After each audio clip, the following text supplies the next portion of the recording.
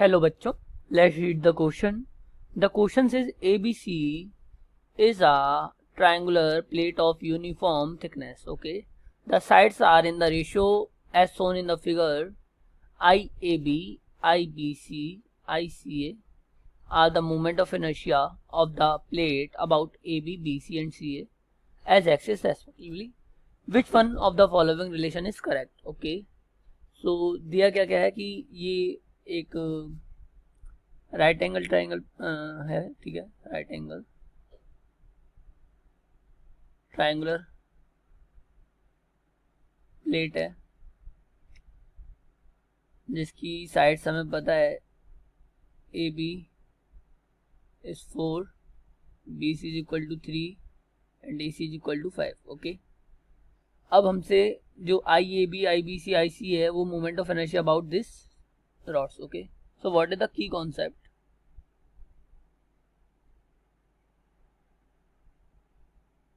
C we know that किसी भी triangular plate के लिए जो मोमेंट ऑफ इनर्शिया होता है that is equal to M H square upon 6. Okay, अब यहाँ पे m जो है वो तो मास ऑफ द प्लेट है. ओके, और जो h है वो height about any of side, height of that triangle about any of side by 6. Okay, तो ये होता है. अब मेरे को हर साइड के हिसाब से मोमेंट ऑफ इनर्शिया कैलकुलेट करना है. तो मैंने आई ए बी कैलकुलेट करते सबसे पहले क्या करते हैं, आई ए बी. तो ए बी साइड है ये वाली.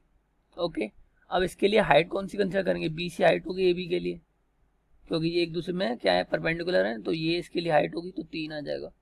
सो एम एच स्क्वायर यानी 3 का स्क्वायर 9 हो गया बाय 6. तो इसको सिंप्लीफाई करेंगे तो 3m बाय 2. ओके, ये आ गई आई ए बी की वैल्यू. नाउ सेम इसी तरीके से आई बी सी की वैल्यू देख लो. इसके लिए जो हाइट होगी वो 4 होगी ए बी. बी सी के लिए हाइट कौन सी मानी जाएगी, 4 वाली. तो 4 का स्क्वायर होता है 16. सो ये हो जाएगी 8m बाई 16m बाई 6 होना चाहिए, उसको कट कर देंगे तो 8m बाई 3 आएगा. ओके, ये भी हो गया. अब जो ए सी है इसके हिसाब से अगर मैं हाइट वगैरह कैलकुलेट करता हूँ तो ये मैंने माना समथिंग इस तरीके से जाएगा. हाइट अगर मेरे को कैलकुलेट करनी है तो यहाँ पे कोई परपेंडिकुलर डालेगा, माना ओ पॉइंट है, तो मेरे को जो हाइट कैलकुलेट करनी है तो मैं कर सकता हूँ. ये एंगल अगर थीटा है तो ट्राइंगल ए बी सी के हिसाब से अगर मैं देखता हूँ, किसके हिसाब से, ट्राइंगल ए बी सी के हिसाब से देखता हूँ, तो इस थीटा के हिसाब से जो वैल्यू आई वो I cos theta. Cos theta होता है क्या, बेस अपॉन हाइपोटेनियस, तो 3/5. ठीक है, अब मैं क्या देख रहा हूँ, ट्राइंगल जो मैंने नया ट्राइंगल बनाया है बी ओ सी, इसमें भी ये एंगल कॉमन है. ठीक है, यहाँ पे मैं साइन थीटा की वैल्यू देखूंगा तो वो क्या आएगी, 1 minus cos square theta, 1 minus cos square theta, sine square theta की वैल्यू. तो इसको जब मैं सिंप्लीफाई करूंगा तो साइन थीटा की वैल्यू आ गई मेरे को 4/5 होती है. तो साइन थीटा की वैल्यू अगर 4/5 आ गई, ओके, और तो हमें पता है कि साइन थीटा क्या होता है, परपेंडिकुलर अपॉन बेस. तो ये वाला परपेंडिकुलर है और ये वाला, सॉरी, परपेंडिकुलर अपॉन हाइपोटेनियस, तो ये वाला हाइपोटेनियस है. सो जो मेरी बी ओ है upon 3 that is equal to क्या है, 4/5. सो बी ओ की वैल्यू कितनी आ गई, 12/5. तो हाइट पता चल गई, हाइट पता चल गई इसके हिसाब से. सो अब मैं अगर आई ऑफ ए सी निकालूंगा तो एम इसका स्क्वायर अगर मैं करूंगा तो ये हो गया 144 अपॉन 25 और 6 उसका ही है 25. अब इसको सिंप्लीफाई कर लेते हैं.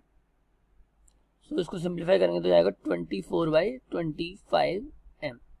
तो क्या क्या रिजल्ट निकल के आए कि जो आई ए बी उसकी वैल्यू है 3ma/2, आई बी सी उसकी वैल्यू 8ma/3. ओके, और आई ए सी की वैल्यू 24m/25.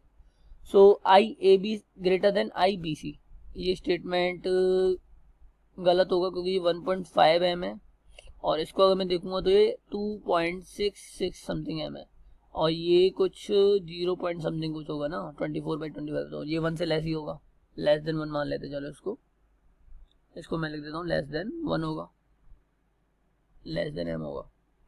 तो अगर मैं इसके हिसाब से देखता हूँ तो ये गलत है. I A B less than होगा आई बी सी के, और I B C is greater than I B, ये स्टेटमेंट सही है, तो ऑप्शन बी तो सही है। अगला देखो I A B plus B C is equal to I C A, ये भी गलत है। ओके, और I C A is maximum, sorry I A C minimum है, तो ये स्टेटमेंट गलत है। तो option B is correct. Hope you all get it. Thank you, all the best.